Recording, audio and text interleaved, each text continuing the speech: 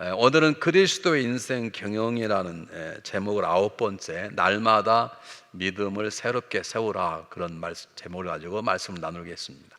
제가 이번 9번째고요. 다음은 10번째로 여호수아 1장부터 24장까지 가장 핵심적인 부분을 다시 한번 나누려고 합니다. 그 중에는 우리 했던 것 가운데 가장 중요한 얘기가 나올 수도 있고, 또 제가 그동안 성경 공부에서 생략한 부분들이 있거든요. 그 부분들을 여러분과 함께 나눌 것입니다. 그래서 꼭 기억하시고 다음 주에 말씀을 집중해서 들어주시면 참 좋겠습니다. 자, 우리가 인생을 살아가면서 느끼는 것이지만 우리 하나님의 사람은 세상 사람과 다르거든요. 그렇기 때문에 하나님의 사람은 어떤 주어지는 상황이나 여건에 지배당하는 사람이 되어서는 안 되는 것을 우리가 압니다. 요즘처럼 힘들고 어려운 세상 속에서 야, 이건 누구 때문이라고 비난하고 그것 때문에 자포자기하고 두려워하고 그런 삶이 아니라, 이런 위기 속에서도 오히려 위기를 선용해서 더 우리의 믿음을 성장시키려 하는 것이 성숙한 신앙인의 마음인 것이고, 동시에 우리를 사랑하시는 하나님의 마음이기도 한 것입니다. 그래서 하나님께서는 하시는 놀라운 방법이 있는데요, 위기 속에서나 또는 쓰러지는 죄악 속에서 다시 일어나서 새로운 삶을 살려고 노력하는 사람과 하나님은 함께 하시고, 하나님은 그를 그렇게 세워주시고 능력을 부어주시는 것입니다. 다시 한번 강조하게, 이건 제가 목 현장에서 배우는 것이고 또 말씀을 배우는 것인데, 하나님께서는 우리가 또 위기 속에, 지금 같은 위기 속에 서 있거나 또는 하다 보면 쓰러져 죄악 가운데 넘어질 때도 있습니다. 그런데 그런 데서 자포자기하고 포기하고 적당히 살아가는 게 아니라 위기를 선용해서 새로운 삶의 전환기를 마련하려고 하고, 죄악에서 벗어나 거룩한 삶을 살려고 노력하는 사람과 하나님은 함께 하시고, 하나님 그를 도우시고 세워주시는 것입니다.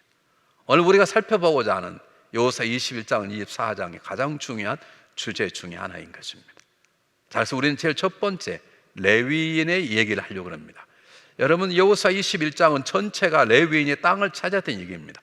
성경 어느 본문에 보아도 한 지파의 얘기를 이렇게 길게 써놓은 본문은 그렇게 많지 않습니다. 그럼 하나님이 무슨 뜻이 있는 거예요? 왜 하나님은 레위를 우리에게 이렇게 강압적으로 한 장을 통해서 구체적으로 소개해 주는가? 오늘 그 얘기를 해보려고 합니다. 제일 첫 번째, 우리 마음속에 새기십시오.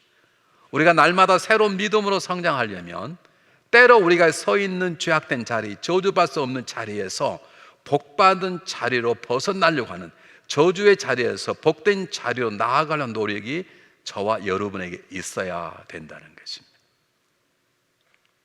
우리가 인생을 살다 보면 때때로 넘어지고 쓰릴 때가 있습니다. 때때로는 저러다가 인생이 망하지, 저건 저주된 자리야, 그런 자리가 있을 수 있습니다.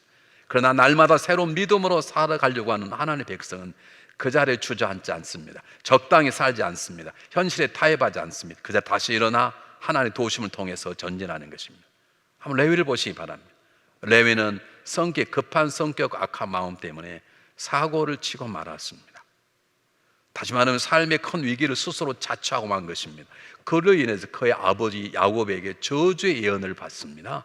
불행한 사람이 된 것이죠. 한번 생각해 보시기 바랍니다. 자기 아버지로부터 저주의 예언을 받았으니 그 마음이 어떻겠습니까? 근데 놀랍게도 레위는 이 삶의 위기를 극복하고 하나님의 백성으로 다시 거듭나고 하나님의 은혜와 복을 받습니다.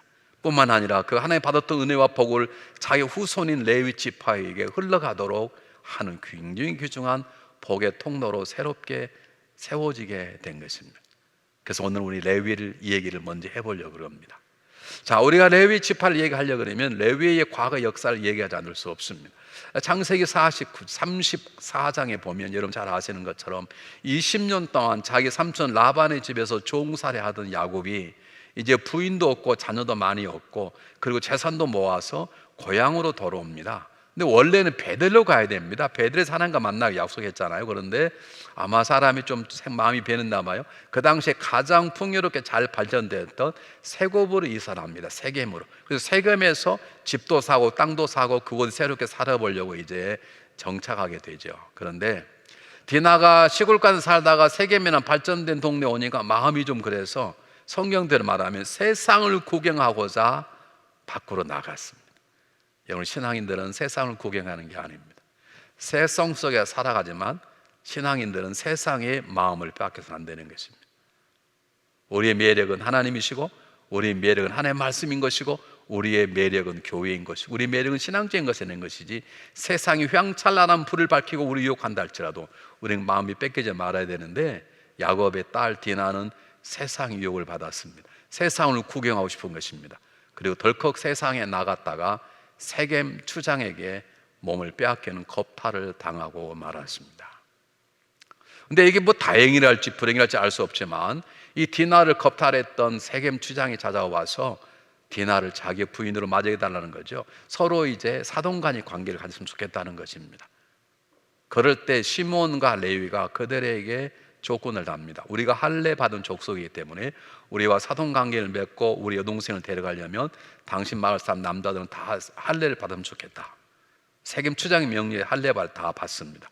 할례 받아서 몸을 움직이지 못하게 되었을 때 시몬과 레위가 칼을 뽑아서 그들을 모두 다 죽여버리는 피배는 나는 복수의 살인극을 범하고 만 것입니다. 차라리 일로 잘 끝났으면 좋을 텐데 그 소식이 전해게 되자 이 세겜 주변에 있는 다른 주변의 족장들이 가만히 있을 수 없는 것입니다. 이제는 조금만 있으면 야곱 식구들이 몰살을 당할 위험에 처하게 된 것입니다. 시몬과 레윗의 그 잘못된 감정에 대한 분노, 우리 지난주에 배웠지 않습니까? 잘못한 약속이라도 하나님 이름으로 한 것은 약속은 지켜야 한다. 약속을 했으면 때때로 손해보는 일이 있다 하더라도 약속은 지켜야 한다. 근데 이들은 목숨을 놀려 거짓된 약속을 하고 그리고 그들을 거짓 가운데 불러내서 그들의 목숨을 취해버립니다. 이로 인해서 이제는 야곱이 죽게 되었습니다.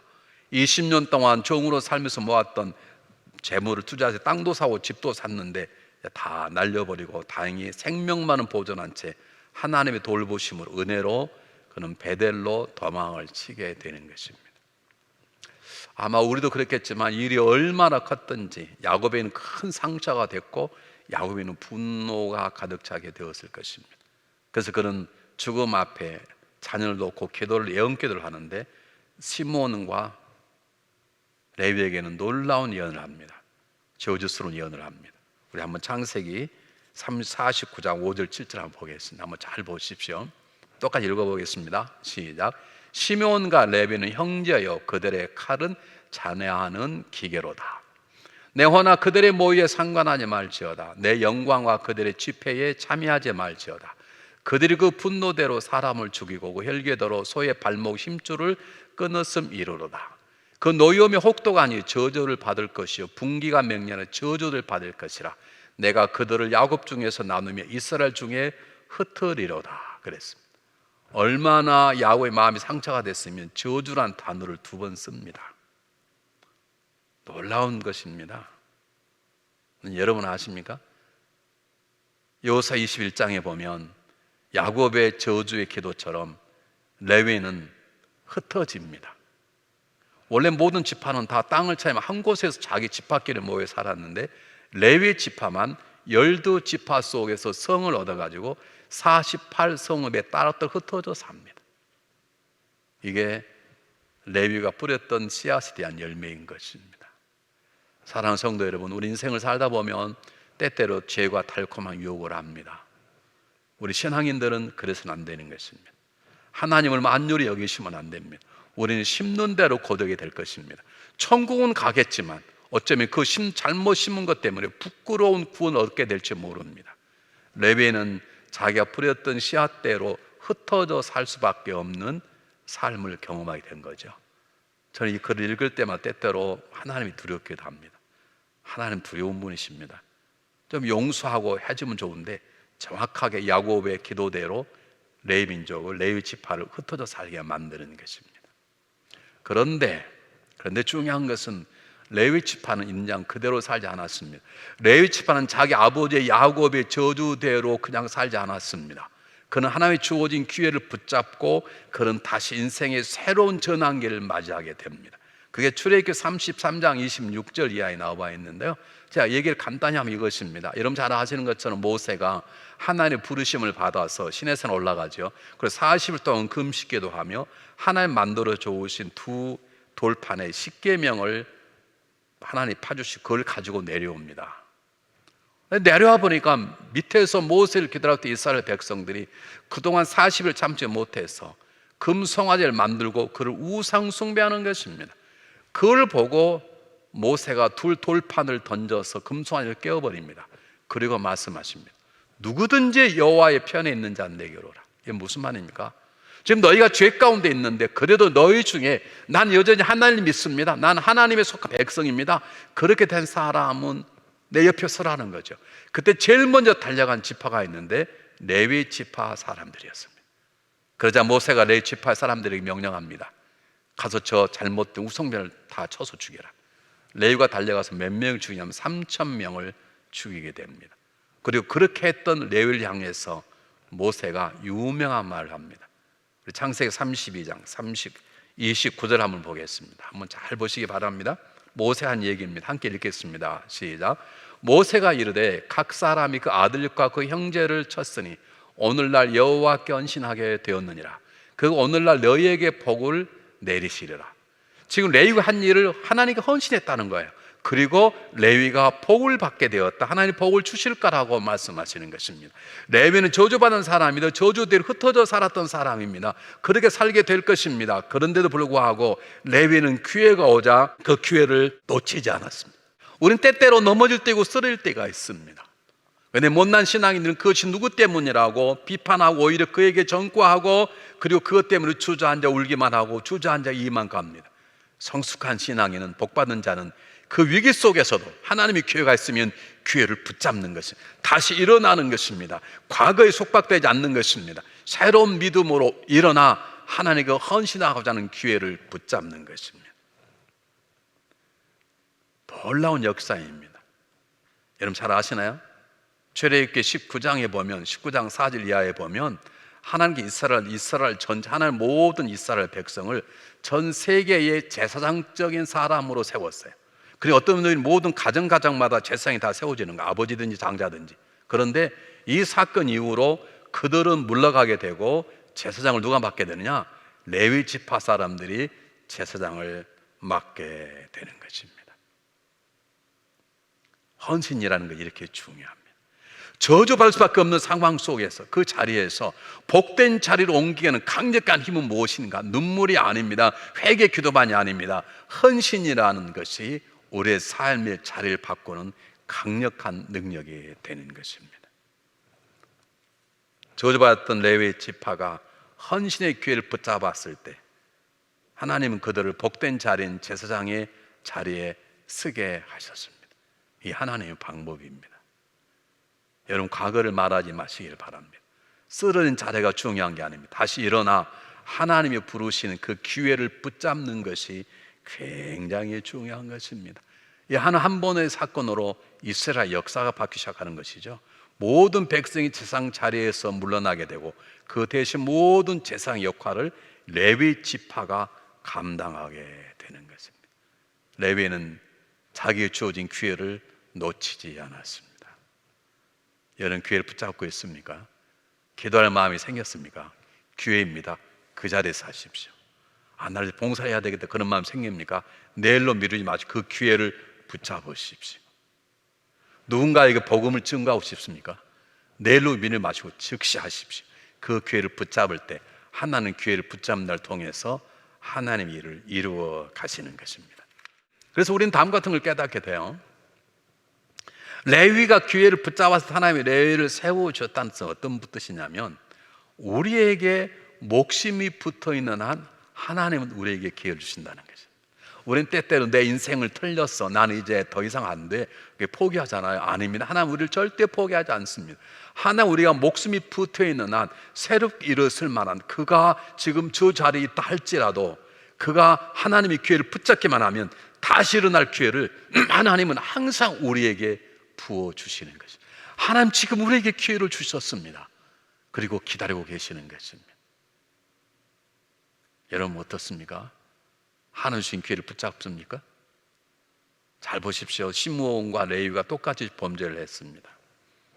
여러분 그것 때문에 수많은 살인극이 벌어졌습니다. 많은 사람이 피를 흘려 생명을 잃게 되었습니다. 자기 아버지 야곱이 쌓아놓았던 모든 재산과 모든 걸 다 잃게 되었습니다. 자기 식구들까지 생명이 위험하게 되었습니다. 하나는 은혜로 살게 되었습니다.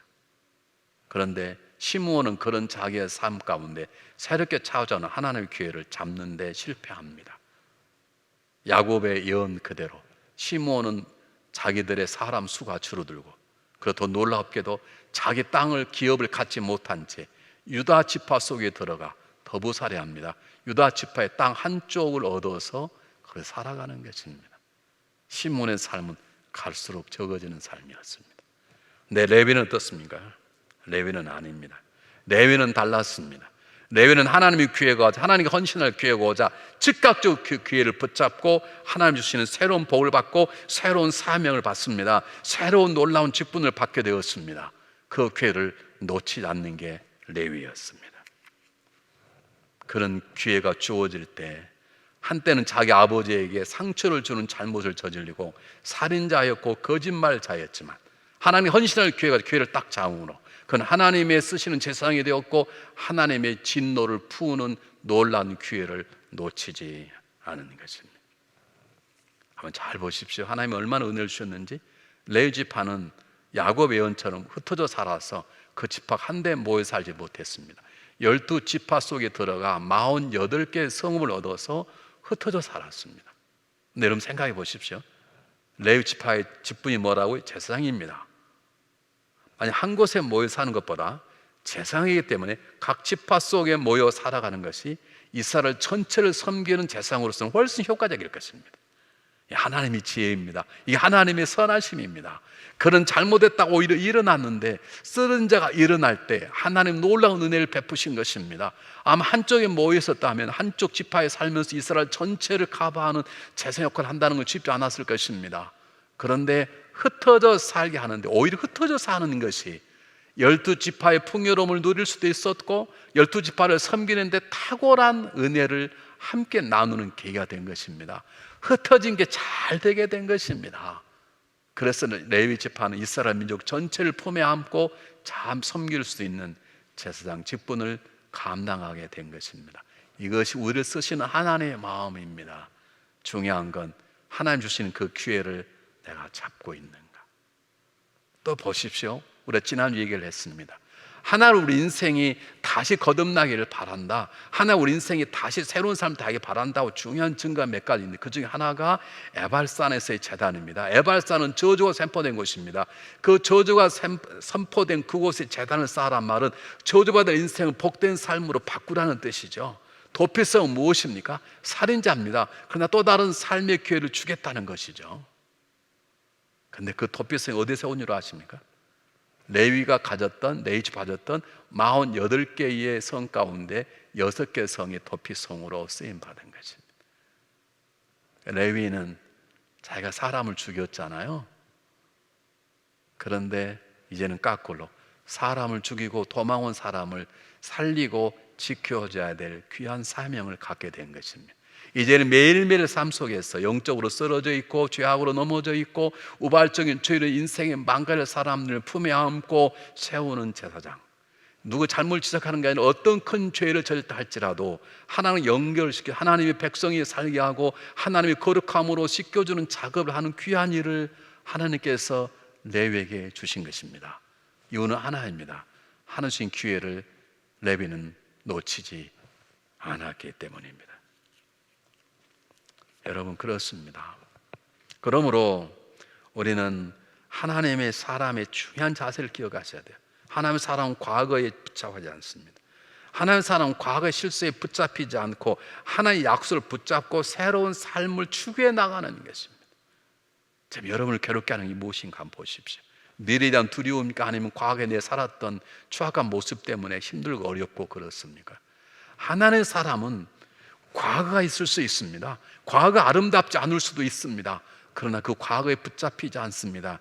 하나님의 약속, 그분의 부르심에 순종하게만 하면 우리 과거를 따지지 않으시고 새로운 삶을 우리 빚어가시는 그분의 약속을 붙잡고 새로운 삶을 추구하는 것이 하나님의 사랑입니다. 그게 지금 레위인이 우리에게 보여주고 있는 것입니다. 사랑하는 여러분, 하나님 지금 우리에게 기회를 주시고 우리를 기다리고 계십니다. 기도할 기회를 놓쳐서는 안 됩니다. 전도할 기회를 놓쳐서는 안 됩니다. 주님 앞에 봉사할 기회를 놓쳐서는 안 됩니다. 이웃을 사랑하고 용서할 기회를 놓쳐서는 안 됩니다. 주님 앞에 물질로 헌신할 기회를 놓쳐서는 안 됩니다. 건강한 몸으로 교회에 와서 일하는 그런 아름다운 봉사 역할들을 놓쳐서는 안 됩니다. 하나님 여러분에게 부르시는 기회가 무엇입니까? 깨닫고 붙잡으시기를 바랍니다. 더 중요한 것이 있습니다. 아마 여러분 이런 말씀드리면 굉장히 부담스럽겠지만 레위인은 그 당시 외에는 오늘날 말하면 저와 여러분이 레위인입니다.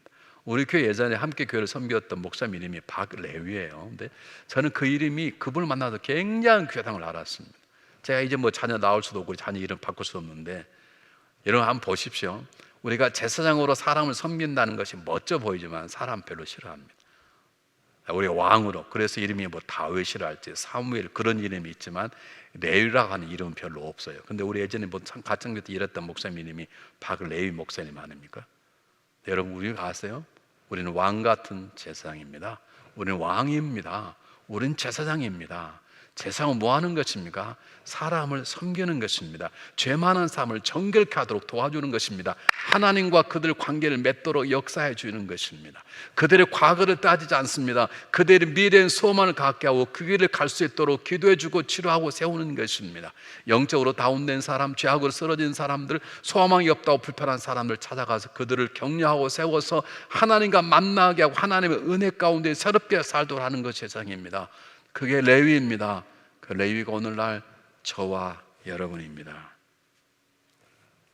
우리가 그리스도 안에서 왕 같은 제사장으로 부름을 받았기에 우리는 레위처럼 제사장적인 삶을 살아야 되는 것입니다. 다시 말씀드리겠습니다. 우리는 그리스도 안에서 왕 같은 제사장으로 부름을 받았습니다. 왕 같은 제사장이 되라고 말씀하지 않고 우리는 왕 같은 제사장이 되어버렸습니다. 그러므로 이제 우리가 레위 족속과 마찬가지로 제사장적 삶을 살아가야 되는 것입니다. 자, 크게 두 번째를 얘기하겠습니다. 우리는 21장 문제를 놓고 레위의 문제를 얘기하면서 오늘 우리 얘기를 했는데, 두 번째 오늘 22절, 23절, 24절 보면 하나님은 하나님 나라 이스라엘 민족을 가나안 땅에 세워나가는데 거기에 몇 가지 원칙이 있는 것을 우리에게 보여주고 있어요. 그걸 제가 여러분에게 소개하려고 그러는 것입니다. 여러분, 당연히 하나님 나라는 하나님의 은혜로 되어 하나님의 은혜가 없으면 안 되는 것이죠. 레위에게 두 번째 기회를 주신 것도 하나님의 은혜입니다. 근데 그 은혜만 가져도 되는가? 은혜가 부족해서가 아니라 하나님의 은혜를 받는 우리들에게 하나의 어떤 걸 원합니다. 그것을 인간 경험, 인생 경험이라고 그래요. 내가 해야 될 부분을 내가 하는 걸 인생 경험이라고 그러는 거예요. 물론 하나님 우리 인생 전체를 경영하십니다. 그런데 우리를 허수아비처럼 이끌어가는 게 아니라 우리 인격을 인정해 주고 우리 부분의 어느 부분은 우리가 손수 우리 자신을 경영하도록 맡기시는 거예요. 하나 은혜가 바닥입니다. 그 위에서 우리가 하나님 나라를 세워갈 두 번째 가장 중요한 인생 경영 원칙이 몇 가지가 있습니다. 제가 지난 몇 시간 동안 몇 주 말씀드린 첫 번째가 뭐냐면 겸손입니다. 겸손 없이 하나님 나라가 세워지지 않습니다. 오늘은 두 번째입니다. 헌신입니다. 헌신 없이는 하나님 나라는 세워지지 않습니다. 사랑하는 여러분 보세요. 아까 말씀드렸던 것처럼 모세가 레위를 뭐라고요? 레위 지파 사람을 놓고 이들이 헌신한 자이기 때문에 하나님을 복을 받았다고 말합니다. 여러분 기억하십시오. 죄악된 자리에서 거룩한 삶으로 나가는 힘, 저주 받을 수밖에 없는 삶에서 하나님 복이 받을 수밖에 없는 삶을 옮기는 힘은 헌신이라는 힘이고 헌신이라는 길입니다. 우리 헌신의 길을 걷지 않고는 하나님이 주시는 풍부한 은혜를 온전히 맛볼 수 없습니다. 한번 생각해 보시길 바랍니다.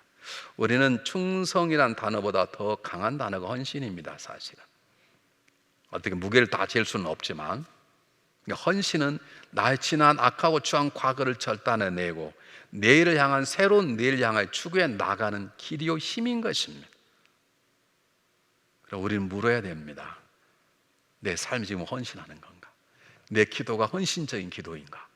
내가 지금 봉사하는 게 헌신적인 봉사인가? 내가 내 남편을 헌신하는 건가? 내가 내 아내를 헌신하는 건가? 내가 주님의 교회를 헌신하는 것인가? 헌신한 단어는 우리가 날마다 생각해 봐야 될 것입니다.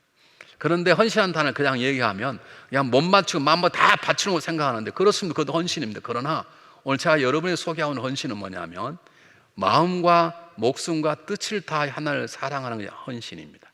적당히 사랑하는 게 아닙니다. 입으로만 사랑하는 게 아니라 마음과 목숨과 뜻을 다하여 사랑하는 게 헌신입니다. 두 번째는요, 이웃을 내 몸처럼 사랑하는 게 헌신입니다.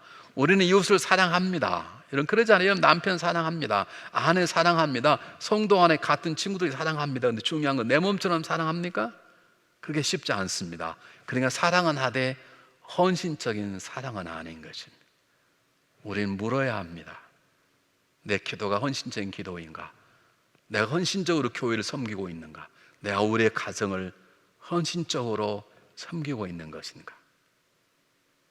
여러분, 내게 필요한 걸 구하기 전에 하나님 나라를 먼저 구하는 것이 헌신입니다. 이것이 우리 삶 속에 있어야 하나님 나라가 세워져 가는 것입니다. 그러므로 하나님의 백성, 하나님 나라를 이 땅에 세워가는데 쓰임받기 원하는 사람은 항상 생각해야 돼요. 하나는 제가 지난 말씀 겸손이라는 단어이고, 하나는 헌신한 단어입니다. 우리가 운동선수들이 시합에 나가려면 마지막 신체 검사를 합니다. 이 사람이 정말 검사하는, 내일 마라톤에 나가는데 달릴 만한 건강이 있는가 다 재잖아요. 그때 우리 피검사하지 않습니까? 피검사하면 합니까? 혈압도 재고 당뇨도 재고 콜레스테롤 재잖아요. 마찬가지입니다. 내가 지금 건강한 신앙생활을 하는가? 내가 날마다 새로운 믿음으로 전진하는 것인가? 내가 이 상황 속에서 지배받지 않고, 위기 속에 지배받지 않고 내가 새롭게 성장에 거듭난 더 장성한 자로 자랄 수 있는가? 그걸 어떻게 하는가? 내가 헌신하는가? 내 삶에 헌신한 단어가 어울리는가? 라고 하는 것을 물어보아야 되는 것입니다. 그러면 신앙인은 말하는 것, 행동하는 것 항상 조심해서, 긴장해서 헌신과 연결시켜서 살펴보아야 하는 것입니다. 자, 하나님 나라를 세우는 또 다른 중요한 기둥이 있습니다. 우리 헌신이 중요합니다. 그럼 또 뭐가 있는가?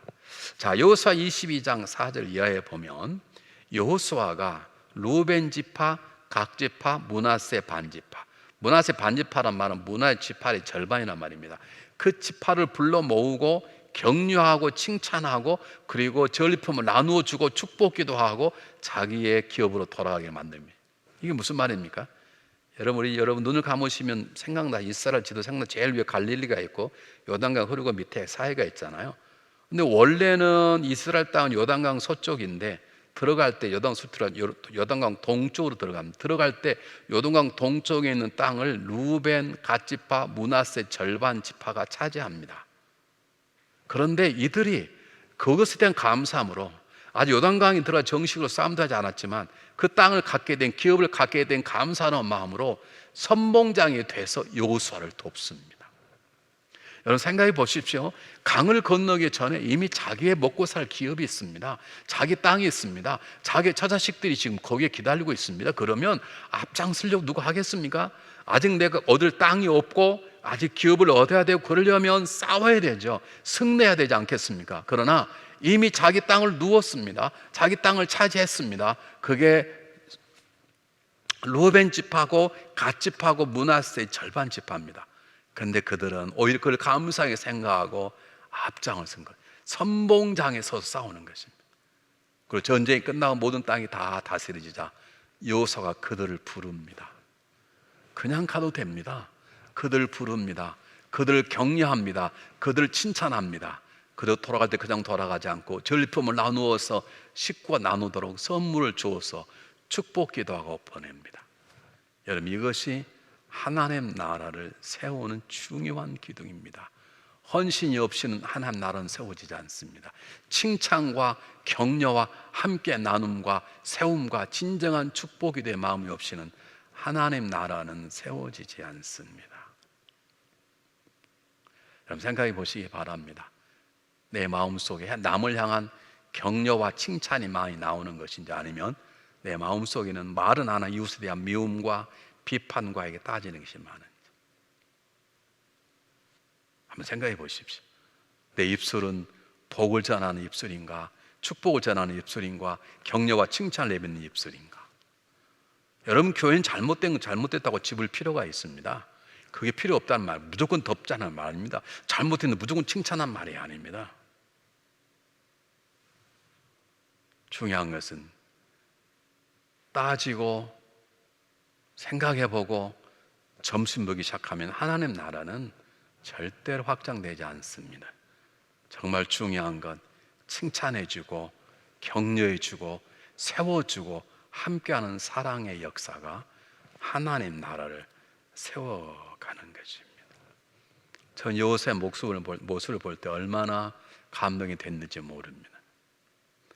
여러분, 우리 교회가 약한 게 하나가 있는데요, 제가 이제 처음 얘기하는 것입니다. 우리 교회가 좋은 점이 더 많이 있어요. 그런데 약한 게 하나가 뭐냐면, 오늘 또 우리 한 분 목사님이 고향으로 돌아가 있습니다. 다른 것 때문이 아니고 우리 사모님 몸이 너무 안 좋으셔서 치료차 가시기 때문에, 원래는 혼자 보내시고 목사님은 전체 있으려고 그러다가 부모님들 그렇게 하면 안 된다, 들어와서 아내를 돌봐라 그래서 이번에 가게 되었습니다. 참 미안한 마음으로 그분도 떠나게 됐고, 저도 참 보내고 싶지 않은데 정말 귀한 목사님이고 실력된 목사님이 보내게 되었습니다. 근데 그냥 빈손으로 보냈어요. 제 마음이 참 아파요. 예전에는요, 우리 교회가 조그만 할 때 50명 100명 모일 때는 1년 있다가 그만둬도 우리가 뭐 비싼 것도 아니잖아요. 감사패하고 그 다음에 조그마한 선물을 다 해서 잘 가시도록 했습니다. 요즘은 그거 못합니다. 왜요? 그 여러 가지 이유가 있는데 그 안 하게 되었습니다. 그래서 오늘도 와서 인사하고 제가 기도만 하고 보내니 마음이 참 섭섭했습니다. 좀 잘해서 보내면 좋겠는데 그것이 마음대로 안 되니까 우리가 악하다는 건 아니지만 또 우리 교회 이런 데 좀 인색하는 게 아닌가 생각이 드는데, 여러분 가정에서 어떻습니까? 가정의 남편을 격려하고 칭찬합니까? 여러분 아내를 격려하고 칭찬합니까? 오늘 밥을 참 잘 먹었다고, 당신 정말 고맙다고, 당신 남편 만나서 살맛 난다고, 내가 당신 안 만나서 어떻게 될까 지금 생각하면 끔찍하다고, 여러분 너희 같은 자녀가 있으면 내가 살맛이 난다, 여러분 그런 말씀을 나누십니까? 여러분, 이것이 하나님 나라를 세우는 중요한 원리 가운데 하나입니다. 누구를 지극히 사랑하고 그리고 격려하고 성원하고 정성껏 기도해주고 함께하는 것, 이것이 하나님 나라를 세워가는 가장 귀중한 일 중에 하나인 것입니다. 한번 생각해 보십시오. 나는 어떤 입술을 가지고 있고 어떤 마음을 가지고 있는지. 저는 아무 말도 안 합니다. 말씀 안 하는 거 좋습니다. 그러나 중요한 거, 이런 말씀 하는 내 속에 마음은 있거든요. 여러분 마음속에 점수 매기고 따지고 저 사람 이래서 틀렸잖아, 이래 틀렸어, 그것이 가득 찹니까? 아니면 저도 참 감사하다, 이것도 언제 만나면 내가 고맙다고 해야 되겠다, 내가 언제 만나면 밥 한 개 사야 되겠다, 그런 생각이 많으시는지. 하나님 나라는 겸손과 헌신과 격려와 칭찬과 세워짐으로 세워지는 것임을 기억하시길 바랍니다. 자, 그런데 우리는 그냥 지나갈 수가 없습니다. 루벤 지파와 갓 지파와 므낫세 반 지파가 칭찬과 격려와 그 다음에 전리품을 남아가지고 축복기도 받고 고향으로 돌아갔으니까 그냥 둘 수 없죠. 이들이 왜 그렇게 중요한가? 선봉장이 되었다는 게 중요합니다. 선봉장 되지 않아도 할 말이 없습니다. 이미 자기 땅은 있습니다. 편안히 뒷걸음 적당히 뒤에서 목숨만 지켜도 돌아올 수 있습니다. 근데 왜 이들이 선봉장에 섰을까? 이것이 하나님 주시는 영적인 진리입니다. 먼저 쓴 자가 나중에 온 자를 도와야 되는 것입니다. 많이 가진 자가 적게 가진 자를 도와야 되는 것입니다. 성경을 많이 읽은 자가 성경을 모르는 자들을 섬겨야 되는 것입니다. 건강한 연약한 자를 도와서 건강한 길을 함께 가도록 해야 되는 것입니다. 이게 하나님의 방법입니다. 하나님 나라 먼저 기업을 얻은 사람이 아직 기업 얻지 못한 사람을 기업 얻도록 도와주는 것이 하나님의 방법이고 하나님의 마음인 것입니다. 오늘 루벤 지파, 갓 지파, 므낫세 반 지파가 보여주는 놀라운 영적인 질서입니다. 여호수아에서는 족장 이름이 누군지 나와 있지 않습니다. 그냥 모든 사람이 귀하게 쓰임 받았기 때문입니다. 모든 사람이 남을 세우려고 하였고 모든 사람이 앞장서려고 했습니다. 여러분 한번 생각해 보십시오. 나는 주님 나라를 위해서 앞장서는 사람인가? 나는 주님이 세우신 중앙연합 감리교회를 위해서 앞장서는 사람인가? 여러분 아시나요? 우리 주님은 항상 앞서 가셨습니다. 주님은 나를 따르라 팔로우 미 그랬지 공역 앞으로라고 하고 뒤에서 구경만 하는 이 시대의 장군 같은 사람은 아닙니다. 예수님은 앞서 가시며 나를 따르기 때문에 앞선 자리가 주님과 가장 가까이 한 자리고, 앞선 자리가 승리의 자리고, 앞선 자리가 정말로 평안한 자리입니다. 앞서기 때문에 바람도 맞고, 앞서기 때는 짱돌 때로 맞을 수 있지만, 그러나 그 자리가 주님이 계시는 곳이기 때문에 진정으로 강건하고 행복한 자리인 것입니다. 나는 선봉장인가? 아니면 적당히 기회주의자인가? 아니면 나는 겁쟁이 구경꾼인가? 한번 물어보시길 바랍니다. 자, 마지막입니다. 마지막은 날마다 새로운 마음으로, 새로운 믿음으로 세워가야 될 우리 가장 중요한 원리가 하나가 있는데 무엇인가? 그게 24장 14, 18절까지입니다. 세겜의 사람들을 모아놓고 여호수아는 놀랍게도 설교를 합니다. 지금까지 우리가 어떻게 살아왔고, 하나님 우리를 애굽에서 어떻게 건져내셨고, 광야를 어떻게 건너, 그런 모든 얘기한 다음에 너희는 누구를 섬길지 얘기해 보아라, 그렇게 말합니다. 그러면서 나는 우리 집은 하나님 섬길 것이니라, 그렇게 얘기를 해요. 잘못들이, 우리 앞에 잘못들을만 아모리 사람을 섬기든지 애굽인을 섬기든지 그래라, 그 말은 그들을 섬기란 말이 아닙니다. 그런 신들 중에 하나님 택하는 말이 아니라 하나님을 택하고 섬기는 것이 정말로 중요하다는 것입니다. 나와 우리 집은 하나님을 섬길 거, 너희는 어떻게 할 거냐? 그럴 때 백성이 입을 열어서 고백합니다. 이 고백이 우리 고백이 됐으면 좋겠습니다. 우리 함께 읽어보겠습니다. 여호수아 24장 한번 읽어보겠습니다. 16절로 18절 말씀 우리 함께 한 절씩 함께 읽어보고, 이것이 우리 고백이 되기를 바랍니다. 시작. 백성이 대답하여 가로되 여호와를 버리고 다른 신들 섬기는 우리가 결단코 하지 아니하오리니, 이는 우리 하나님 여호와 그가 우리와 우리 열조를 인도하 애굽 땅 종되었던 집에서 나오게 하시고, 우리 목전에서 그 큰 이적들을 행하시고, 우리가 행한 모든 길에서 우리의 지난 모든 백성 중에서 우리를 보호하였음이며, 여호와께서 또 모든 백성 곧 이 땅에 거하던 아모리 사람을 우리 앞에서 쫓아내셨음이라. 그러므로 우리도 여호와를 섬기리니 그는 우리 하나님이심이로다, 그랬습니다. 우리도 하나님을 섬기겠습니다. 우리도 하나님을 아시는 일을 압니다 라고 하나님을 섬기겠다는 것입니다. 여기에 중요한 단어가 섬긴다는 단어입니다. 여러분 잘 아시잖아요. 출애굽할 때부터 나오는 단어가 섬김입니다. 하나님은 이스라엘 민족을 애굽에 출애굽시켜서 왜 했느냐? 하나님을 섬기는 백성이 되도록 하려고 하는 것입니다. 하나님을 온전히 섬길 수, 하나님을 자유롭게 마음껏 섬길 수 있도록 이스라엘 민족을 애굽에서 건져내신 것입니다. 그럼 이 섬김이 뭡니까? 섬김은 여러 가지 단어가 있습니다. 그런데 섬김은 가장 핵심 단어가 예배입니다. 하나님이 이스라엘 민족을 애굽에서 건져낸 가장 중요한 이유는 애굽 땅이 비옥해서가 아닙니다. 비옥하지 않아서 애굽 땅이 가장 비옥합니다. 나온 광야는 오히려 거치는 것입니다. 그런데 왜 그러는가? 마음껏 하나님을 예배할 수 있도록 이스라엘 민족을 건져내는 것입니다. 여러분, 섬김은 무엇입니까? 하나님을 섬긴다는 걸, 하나님을 예배하는 걸 말합니다. 사랑하는 여러분, 한번 질문에 생각해 보시기 바랍니다. 지금 처음 섬겼습니까? 40년 동안 하나님을 섬겼습니다. 심지어는 애굽 속에서도 하나님을 섬기고 있었을 것입니다. 40년 광야 생에서 그들은 하나님을 섬겼습니다. 7년 반 동안 전쟁하며 하나님을 섬겼을 것입니다. 그런데 왜 섬기라고 말합니까? 이 섬기는 단어는 여러분 잘 아시잖아요. 영어로 예배라고 하는데 이것을 영어로 서비스, 워십이라는 단어 쓰지만 예배할 때 서비스, 하나님을 섬기는 게 예배입니다.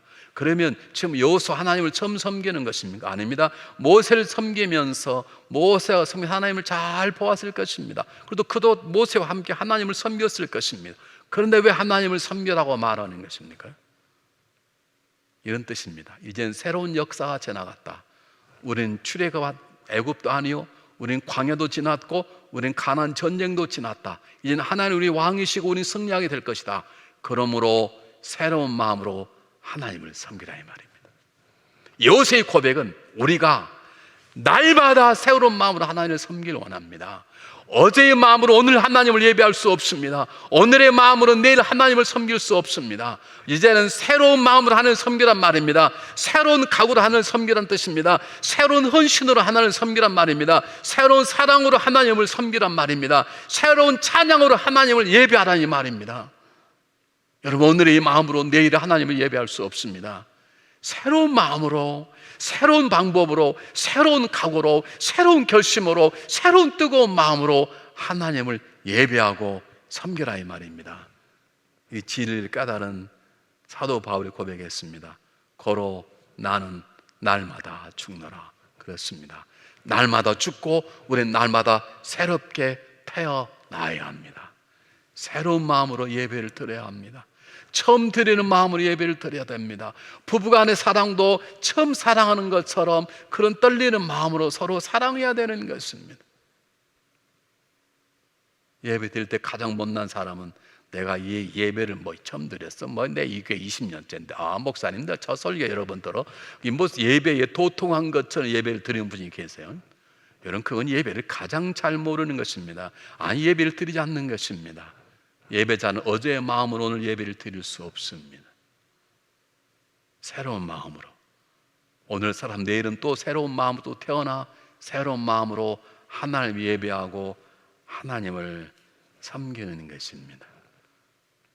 다윗의 고백처럼 우리는 오늘 죽고 내일 새롭게 또 태어나야 하는 것입니다. 그러므로 우리는 다음과 같은 질문을 던지고 스스로 답을 해봤으면 좋겠습니다. 나는 하나님 주신 기회를 정말로 잘 붙잡고 있는가? 기도해라. 그럴 때 기도하고 있는가? 성경 읽고 있는가? 넌 지금 헌신할 때야 그러면 헌신하고 있는지 한번 생각해 보시기 바랍니다. 두 번째, 나는 제사장적인 삶을 살고 있는가? 죄 많은 사람, 쓰는 사람을 세워서 하나님을 만나게 하고 하나님의 은혜로 거룩하고 강건한 사람 될 수 있도록 나는 사람을 세우는 레위 지파처럼 제사장적인 사명을 가지고 살아가고 있는가? 세 번째, 나는 하나님이 주신 재능으로 맡겨진 사역을 최선을 다하고 있는가? 헌신은 최선을 다하는 것입니다. 내 재능 기부라는 게 있습니다. 하나님 우리에게 재능을 주셨으면 그 재능을 가지고 하나님 헌신하는 것입니다. 내가 노래를 잘하는 재능을 주셨으면 찬양의 성가대로 헌신하는, 적당히 헌신하는 것입니다. 내가 똑같은 얘기도 쉽게 재미있게 잘 풀어 말하는 특별한 은사가 있다면 그는 가르치는 은사가 있는 것입니다. 그럼 주일학교 교사나 속장이나 속교사나 1:1 제자 양육을 담당하는 교사로 일하는 것입니다. 헌신하는 것입니다. 사업할 때마다 사업이 잘 됩니다. 그 물질 풍요를 통해서 하나님 나라를 풍요롭게 하고 선교사를 돕고 어려운 자를 돕는 복의 통로로 쓰임받는 그것이 헌신입니다. 그것이 재능 기부인 것입니다. 나는 지금 그렇게 살아가고 있는가? 네 번째, 나는 항상 앞선 자리에서 봉사하는가? 아니면 중간인가? 아니면 뒤에서 구경꾼인가? 기억하십시오. 주님은 제일 앞자리에서 말씀하십니다. Follow me. 다섯 번째입니다. 나의 입술은 여호수아처럼 격려와 칭찬과 위로로 충만하고 있는가? 내 입술은 사람 보기만 하면 격려하고 싶고 칭찬하고 싶고 위로하고 싶은 마음이 있는 것인지, 설사 그가 쓰러져 뒤타더라도. 여섯 번째입니다. 지금 하나님 나에게 격려하고 칭찬해서 세워야 될 사람이 누구입니까? 하나님께서 나에게 지금 보내주신 사람, 내 입술로 내 살아온 그를 품고 격려하고 세워야 될 사람, 최근에 만나게 한 사람이 누굽니까? 여러분, 그 사람을 세우셔야 합니다. 그 사람을 격려하셔야 합니다. 그 사람과 함께 하셔야 됩니다. 일곱 번째, 나는 날마다 새로운 믿음으로 살아가고 있는가? 이 말씀 10년 전에 목사님 똑같은 본문 설교하셨는데 여러분 그렇게 듣습니까? 처음 듣는 것처럼 새로운 마음을 열고 예배를 드립니까? 마지막입니다. 나는 우리의 가정이 하나님만 섬긴다고 세상에 선포할 수 있습니까? 나는 하나님을 믿는 기독교인입니다. 나는 중앙연합 감독에 다니는 장로의 권사의 집사의 목사입니다. 당당히 말할 수 있습니까? 우리 집은 하나님만 섬깁니다라고 말할 수 있습니까? 말할 수 있어야 됩니다. 말할 수 없다면 무엇인가 문제가 있는 것입니다. 꼭 기억하시길 바랍니다. 여러분 스스로 질문해 보시고 스스로 답해 보시고 하나님께 기도해 보시길 바랍니다. 기도하겠습니다.